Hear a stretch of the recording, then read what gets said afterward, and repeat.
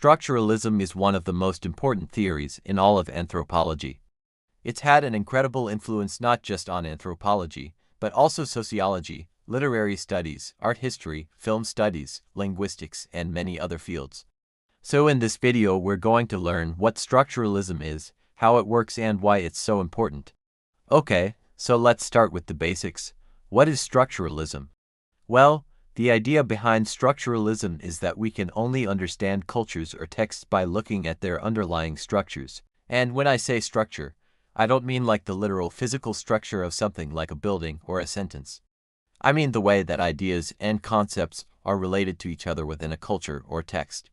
In order to explain what I mean, let's take a look at a very simple example.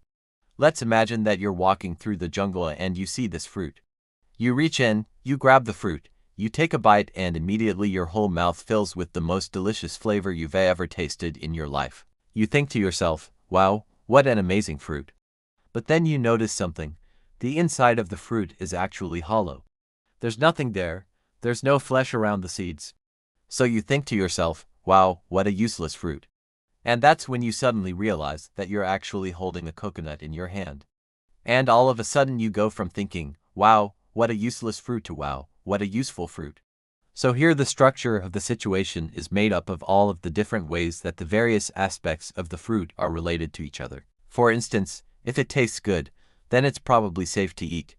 If it doesn't have any flesh around the seeds, then it's probably dry and hard to harvest. If it grows on trees, then it might be hard to harvest, and so on, and so forth. And it turns out that coconuts actually do grow on trees. They are tough to harvest and they do have flesh around the seed. So this particular structure actually exists in reality. But if we were to remove the actual coconut from the equation, then there would be no way for us to know that this structure even existed. We could never have observed it directly. We could never have experienced the taste of the coconut directly. All we would have is this indirect relationship between certain qualities that we observe in the world around us and our understanding of the way that those things relate to each other. And this is the key to structuralism. Basically, structuralists argue that the world is full of these kinds of indirect relationships. And in order to understand them, we have to identify the structures that underlie our experiences of the world. Now, it might seem like this is just common sense, but it's actually an incredibly radical idea, because before structuralism, most scholars thought that in order to understand something, you just needed to look at its individual parts. This is called reductionism, and it is basically the idea that everything can be understood by breaking it down into its simplest components. Structuralism rejects this idea, arguing instead that we can only understand something by looking at its overall form or structure. To see how this works, let's look at a more complex example. In many cultures around the world, there is a universal taboo against killing other people. Now, you might think that this taboo comes from our biological relatives, but actually there's no evidence to support this idea. Humans do share many characteristics with our biological relatives, like the capacity for language or the use of tools. But there's no evidence that any of our close biological relatives have anything resembling morality. So this taboo seems to be something unique to humans. Anthropologists use reductionist methods to try and break down this taboo into its simplest components. One school of thought argued that the taboo came from our fear of ghosts, while another argued that it came from our need to maintain social order. But neither of these explanations really work. People who believe in ghosts can still kill other people without remorse. And societies without ghosts can still maintain social order without having a taboo against killing. So neither of these explanations could account for the full complexity of the taboo. But once anthropologists started using structuralist methods, they were able to come up with much more nuanced and sophisticated explanations. Here's how it works. First, we need to identify the structure of the taboo itself. And the basic structure of the taboo is that human beings are prohibited from doing something that they are biologically capable of doing. That's the structure. Human beings are capable of killing, but we're not allowed to. Now we can try to figure out why cultures develop this kind of structure. Why would it be advantageous for a group of humans to prohibit something that all members of the group are physically capable of doing? Well, here we have to make some assumptions about human psychology. We can assume things like humans value their own survival, humans value their own happiness, and humans value things that they possess.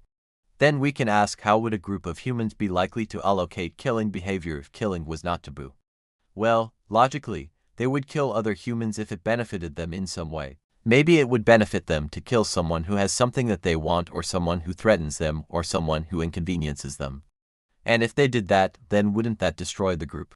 So it turns out that this structure actually makes a lot of sense when we think about it in terms of human psychology and the way that groups normally function. And that's how structuralism works.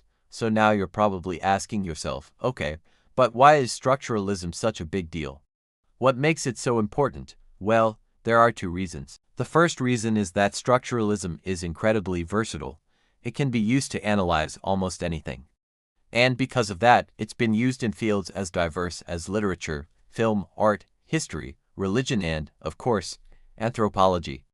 And that brings me to the second reason, which is that structuralism helped scholars in all these different fields see that the way we experience the world is shaped by the structures that underlie our experiences.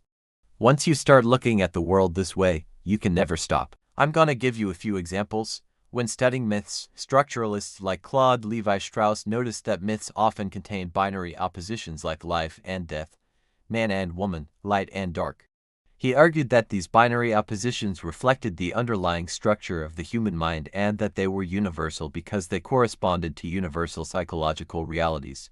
So when reading a myth, you can't just focus on the story itself. You also have to consider the underlying structure of the human mind. When studying language, structuralists like Ferdinand de Saussure noticed that words didn't have inherent meanings, but that their meanings were determined by their relationships to other words.